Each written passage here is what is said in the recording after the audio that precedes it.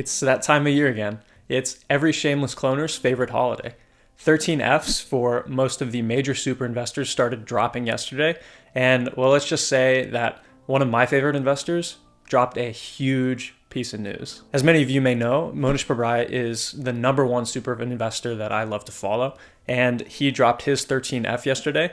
And let me just say that it did not disappoint. We all know that Mohnish Pabrai is the most shameless cloner that there is in investing. And like Charlie Munger before him, Pabrai backed up the truck and bought a pretty big stake in Alibaba. Historically, Pabrai has taken either 2% bets, 5% bets, or 10% bets on his positions in his portfolio.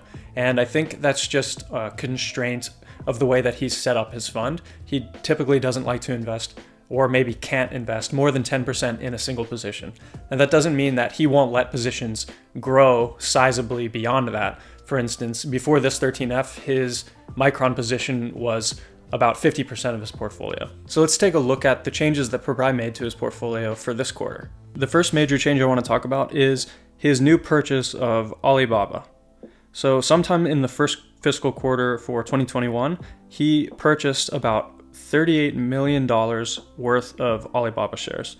And right now, Ticker is calculating that to be about 9% of his total portfolio. This purchase for Pabrai was a little puzzling because on one hand, he has said a lot in the past that he's looking to buy spawners, which Alibaba is the prime example of an apex spawner, along with Berkshire Hathaway and Amazon and companies just like that. One notable difference is that Pabrai has been looking for these types of spawners, but he wants to catch them when they're at a $500 million market cap or less. And Alibaba is sitting north of $600 billion right now. So that's where the surprise comes in for me. But again, Pabrai has dumped a lot of the fund's monies into this company. And I think that he has had a conversation or two with Charlie Munger, and it must be a no-brainer for him to put this much money into the company. That's what I'm trying to get at.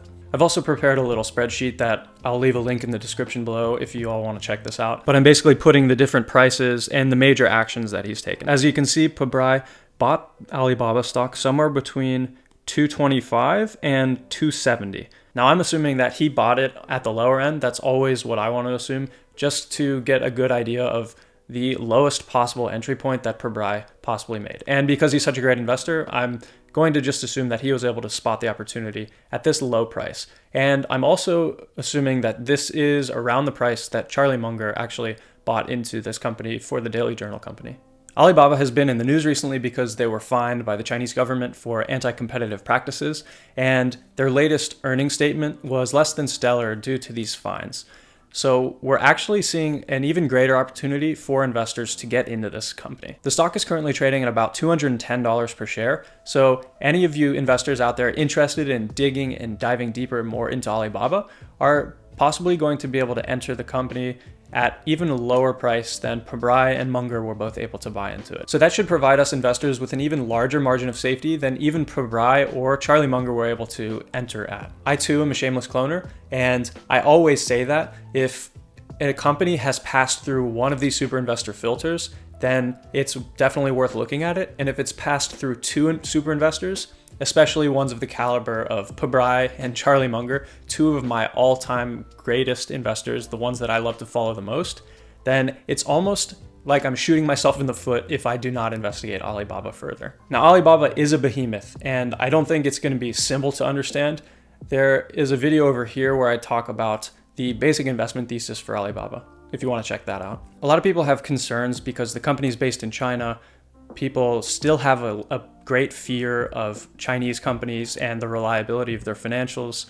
There's just a negative sentiment. But if both Charlie Munger and Mohnish Pabrai were willing to invest in Alibaba, then I really doubt that it's a fraud or that they're fudging their numbers, the accounting numbers. There's also the concern about how the Chinese government will act upon Alibaba as sort of an anti-free market, anti-competitive force. I mean, they were just fined, but Alibaba has a long history of basically being a happy fighter. The whole company's history is just about adapting and making new businesses. So it's in their DNA to overcome any of these challenges that the Chinese government, beyond basically them being shut down or completely controlled by the Chinese government, they should be able to overcome any of those. There's also the concern of competition with companies like Pinduoduo or Meituan or JD.com. All of those are valid concerns, but I think Alibaba has the history where they're going to be able to overcome this. It's just in their DNA. If we just take a look at the financials for this company, a lot of these concerns may be more noise than signal. For instance, their revenue is steadily climbing. Their net income and free cash flow are continually steadily rising. They are reinvesting more into their business to continue to expand. Their revenue growth, their top line revenue growth is still that of a very competitive company. I mean, they're growing at almost 37% year over year. And look at those net income numbers, 70% year over year growth last year. Now, like I said, they are reinvesting a lot into the business. And this might be very similar to what we saw with Amazon over the past decade or so, where they basically took a free loan from Uncle Sam and decided to, instead of increase their net income, they wanted to reinvest as much as they could back into the business in order to grow their distribution, the AWS platform, and their e-commerce platform. We can even just forget about how they're the largest e-commerce platform in China. They have the Alibaba Cloud. They're the leading cloud provider in China, and that market has barely even started. So I think that the growth of that future company is definitely not priced into Alibaba today at all. I think there's a lot of overblown fear and worry about this company. Now, I'm not saying that the concerns aren't valid, but I think that we are seeing a situation where there's a lot of uncertainty, but not that much risk. I'm looking forward to Li Lu's 13F coming out, hopefully today or tomorrow, and maybe we'll see that he has purchased back into Alibaba. I wouldn't be surprised, but I'm not counting on it. Okay, the purchase of Alibaba is extremely exciting for investors. It's always great to see Pabrai take a new position, but he has trimmed a little bit of his stake in Micron Technology. In all likelihood, he probably trimmed this stake in Micron to purchase the Baba shares. As we can see, he sold about a 15% stake in Micron, but that's really not that big of a deal considering Micron was sitting at almost 50% of the entire portfolio. So he still has almost a third of his portfolio in Micron Technology. And Micron had a big run up to maybe $95 per share or so, and Pabrai's purchase price was somewhere in the low 40s to high 30s. So he's made quite a bit of money on this, and I think it makes sense for him to sell a tiny bit of his stake in order to move his portfolio continually towards one of a museum of great businesses, of great long-term compounders. Now, if you're a Micron shareholder like I am, I wouldn't be too concerned with the fact that Pabrai has been selling here. It makes sense that he wants to convert his portfolio to great businesses instead of just really good businesses. That's been his MO since the early 2020. So 15% sale, he still has 33% of his portfolio in Micron.